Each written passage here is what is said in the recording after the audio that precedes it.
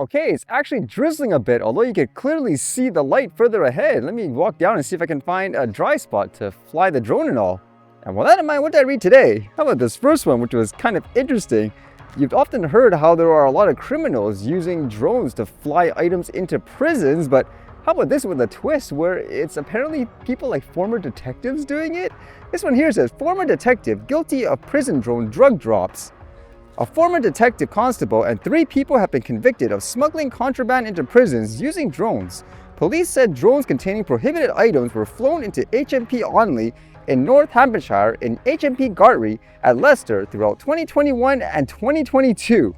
At Coventry Crown Court, former Staffordshire Police Detective Constable Claire Davenport, Peter King, Kent George, and Mervyn Foster were convicted of being involved in the enterprise.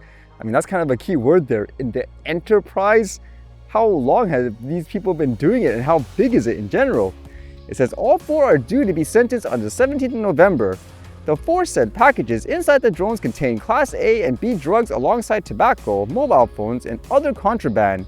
One package, which was recovered by a prison officer in August 2021, contained heroin with a prison value of £22,400 and cannabis worth £15,300. And with these people's backgrounds too, I would assume they have thorough knowledge on where, for example, to drop these items, where it's more secure, where it isn't, which makes it kind of even scarier. And it says, quote, "This was a very complex investigation involving a number of agencies, and I am really pleased that not only did we stop these drone drops from happening, but that the people responsible have been brought to justice." And then get this, in terms of the person that was convicted, it says, a gross misconduct hearing held by Staffordshire Police on the 3rd of August 2023 had concluded that Davenport would have been dismissed if she had not already retired. Can you believe that?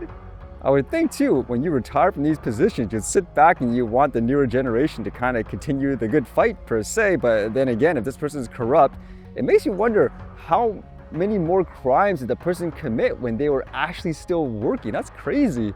I know when it comes to these type of stories too, some people would have that thought on how you'd have to look internally in terms of the criminals that are helping to smuggle all this stuff in prisons and so forth. And I guess this is a good example, because with that thought, actually, this was kind of interesting, where officials usually try to hammer down on, let's just say, a recreational flyer, telling them not to fly here and there, it's dangerous. Well, what happens if it's the officials that break the law themselves with the drones?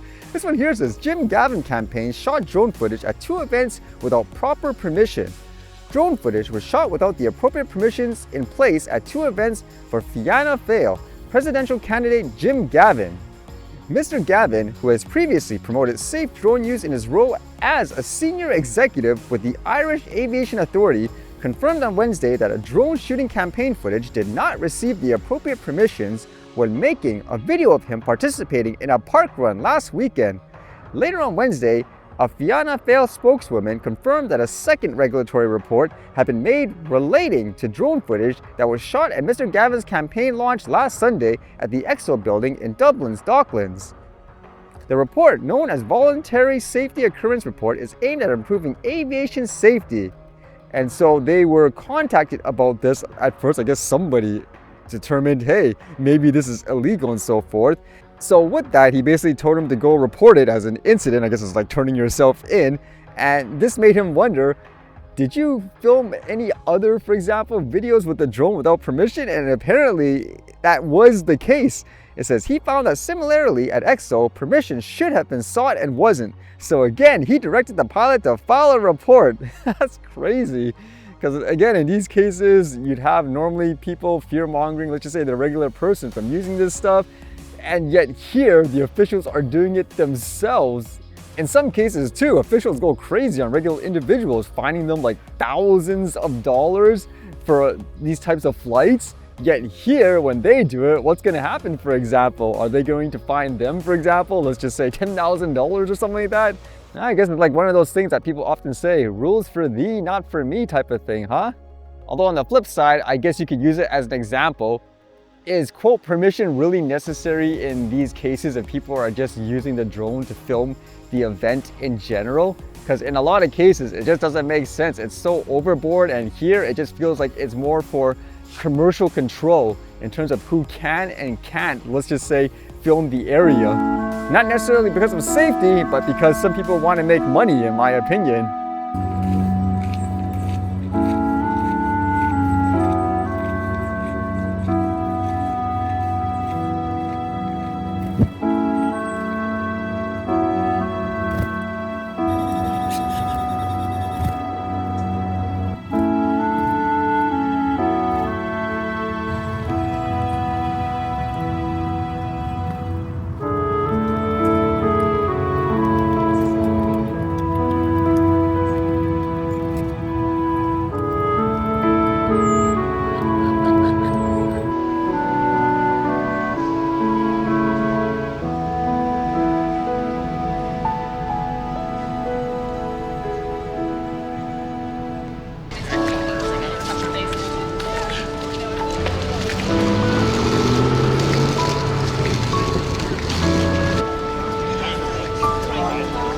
That's what I mean. Yeah.